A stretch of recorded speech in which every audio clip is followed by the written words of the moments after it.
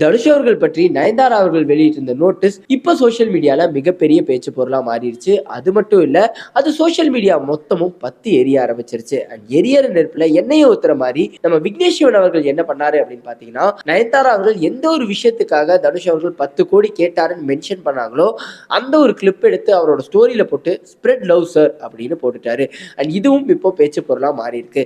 And Nayanthara அவர்கள் வெளியிட்டிருந்த நோட்டீஸ்க்கு பலரும், அதாவது தனுஷ் அவர்களோட நடிச்ச பல ஆக்ட்ரஸும் லைக் பண்ணியிருக்காங்க. அண்ட் பார்வதி அவர்கள் மரியான் படத்துல அவருக்கு பேரா பண்ணியிருந்தாங்க. அவங்க அதை ஸ்டோரியிலையும் ஷேர் பண்ணியிருந்தாங்க. இப்போ சோசியல் மீடியால 2 விதமா டிபேட் போகுது. ஒரு பக்கம் தனுஷ் அவர்கள் பண்ணது ரொம்ப தப்புப்பா, எதிர்நீச்சல் டைம்ல அவங்க ஃப்ரீயா வந்து இவரோட படத்துல டான்ஸ் ஆடி கொடுத்தாங்க, அதுக்கு அவர் இப்படியா பண்ணுவாரு அப்படின்னு ஒரு பக்கம். இன்னொரு பக்கம் பார்க்கும்போது இவங்க என்ன நெட்ஃபிளிக்ஸ்ல ஃப்ரீயாவா ரிலீஸ் பண்றாங்க, அதுக்கும் அவங்க பே வாங்கிக்கிறாங்கல்ல, அப்ப தனுஷ் அவர்கள் காப்பிரைட் கொடுக்கறதுல என்ன தப்புன்னு 2 விதமா டிபேட் போயிட்டு இருக்கு. சோ இந்த ஒரு இஷ்யூ பத்தி நீங்க என்ன நினைக்கிறீங்க அப்படிங்கறத கமெண்ட்ல சொல்லுங்க.